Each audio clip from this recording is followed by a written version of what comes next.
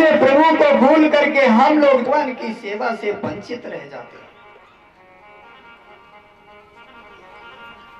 भगवान को हम न जानने के कारण उस सेवा से हम लोग वंचित रह जाते हैं, और वंचित रहने के कारण हम तेरे मेरे मैं मेरे के चक्कर में सब समय फंसे रहते हैं।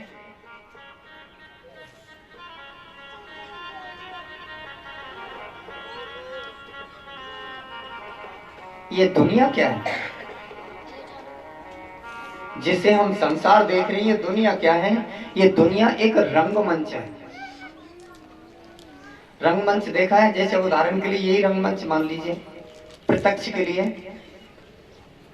और रंगमंच पर क्या होता है, कलाकार कार्य करने के लिए आते हैं और अपना कार्य करके वो चले जाते हैं, बल्कि रंगमंच से चिपकते नहीं है।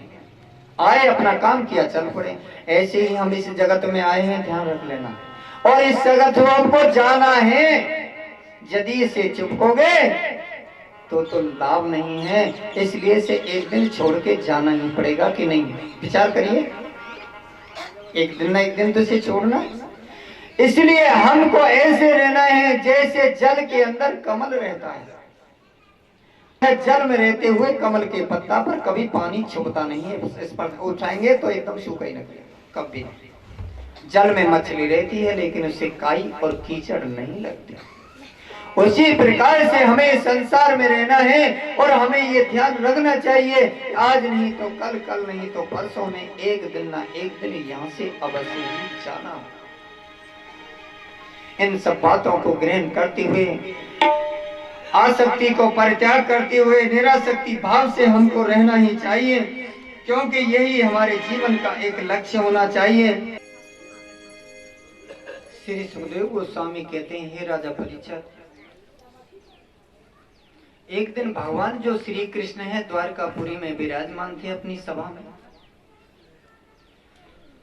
जो मैदानव के द्वारा जो सभा बनाई गई थी, उस सभा की ये कला थी कि उसमें बैठने के उपरांत में भूख प्यास किसी प्रकार से कोई कष्ट नहीं। भगवान अपनी सभा में बैठे हुए थे। इतने में देखा कि एक सामने से व्यक्ति आ रहा है। द्वारकाधीश से कहा कि कोई एक अनजान व्यक्ति आपके पास सीधा आ रहा है और आने दीजिए, उसे प्रवेश देने के लिए अधिकार दिया जाए। भगवान श्री कृष्ण को उसने प्रणाम किया और कहा, हे प्रभु, मैं जरासंध के कैदी दूतों का दूत हूं।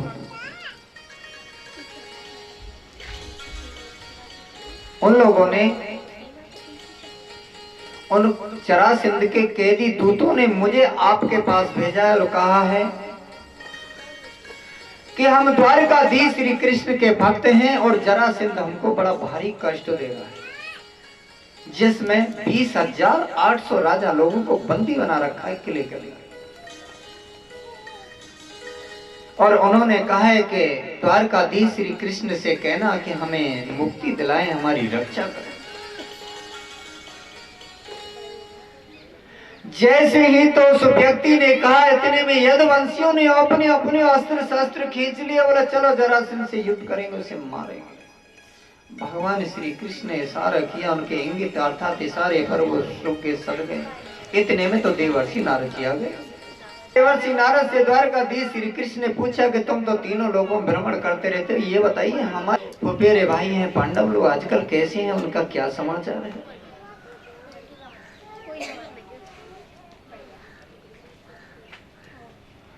नारद जी कहने लगे, वही तो बताने के लिए मैं आया था, क्योंकि पहले टेलीफोन नहीं थे,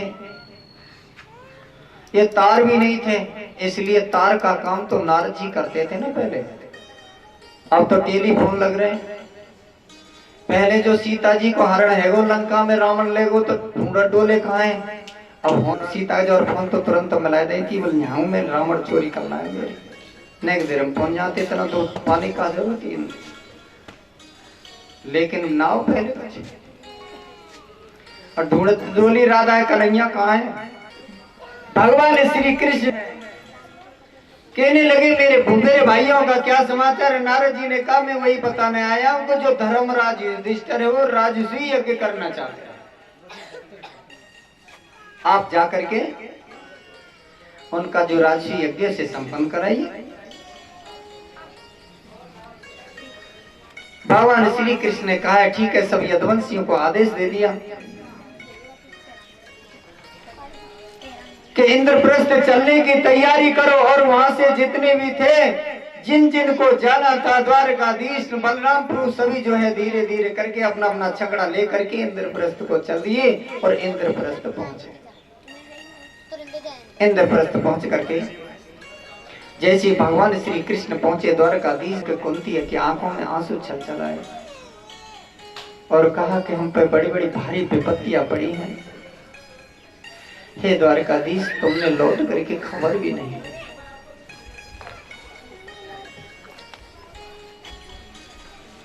साथ में ही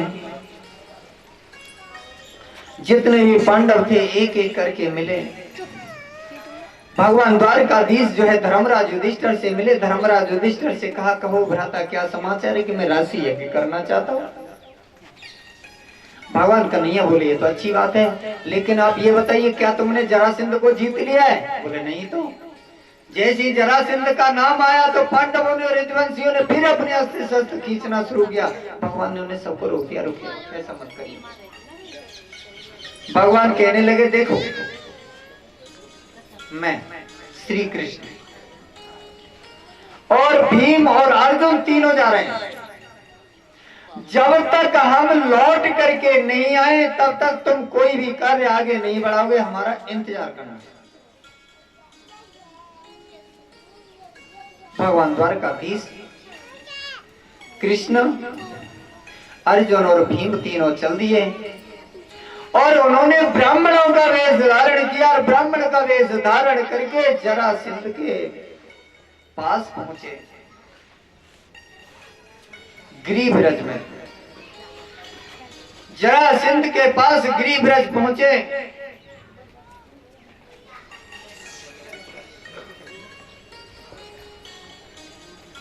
उस समय जो जरासंध अपना स्नान आदि करके दान दे रहे थे सबको, अब तो कृष्ण, भीम और अर्जुन भी लेने में लग गए। सबके आगे श्री कृष्ण।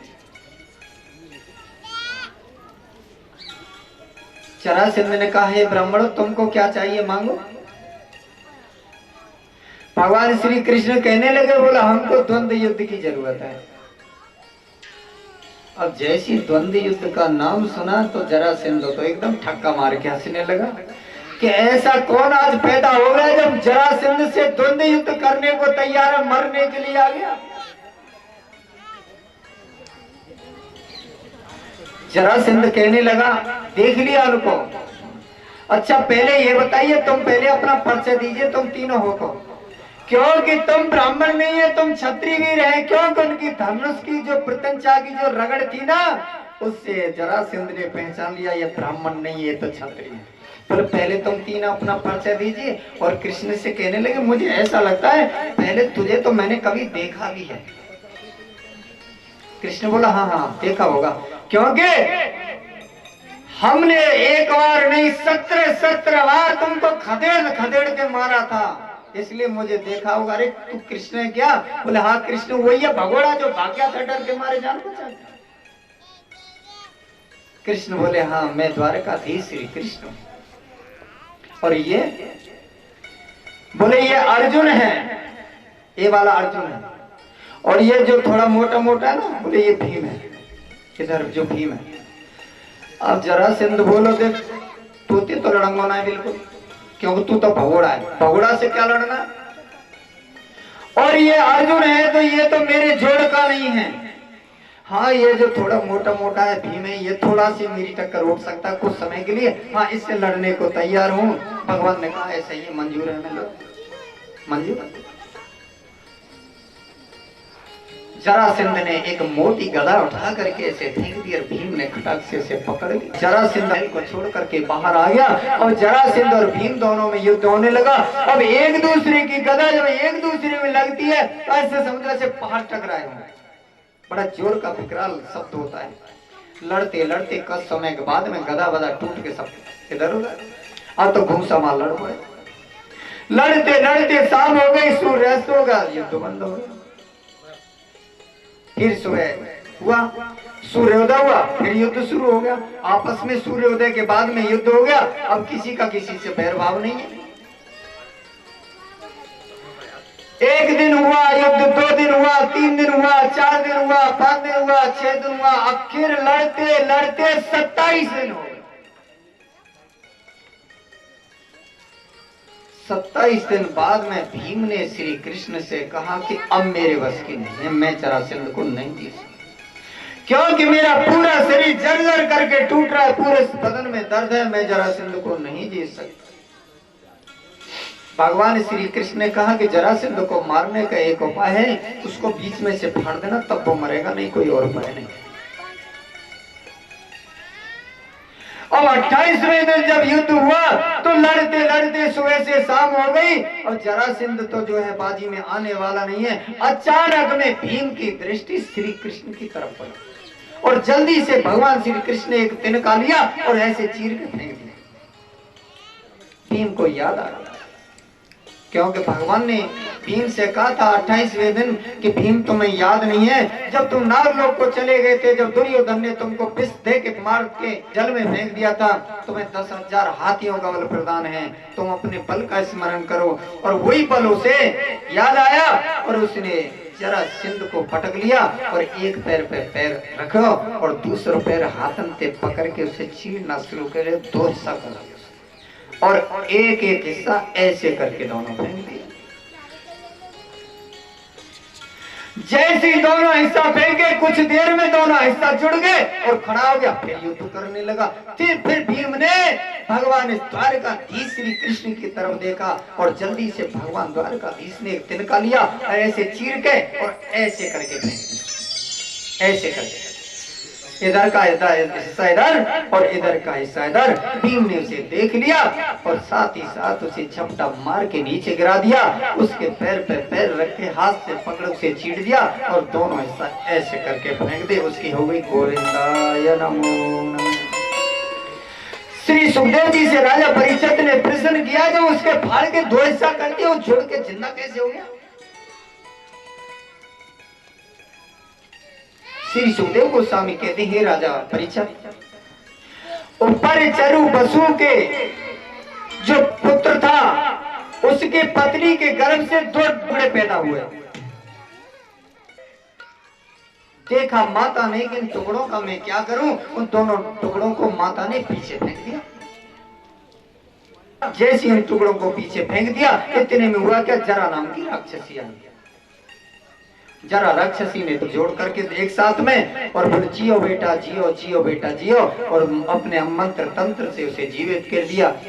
संध अर्थात जुड़ गया वो, इसलिए जरा से जरा हुआ और संधि से सिंध हुआ, इसलिए उसका नाम हुआ जरासंध। और वह भीम के द्वारा उसका उद्धार हुआ। बोलो वृंदावन बिहारी लाल की। जब उसका उद्धार हो गया, उसका पुत्र था सहदेव। सहदेव कांपता हुआ भगवान के पास आया, भगवान के चरणों में नाम किया और भगवान ने उसे अभयदान दे दिया।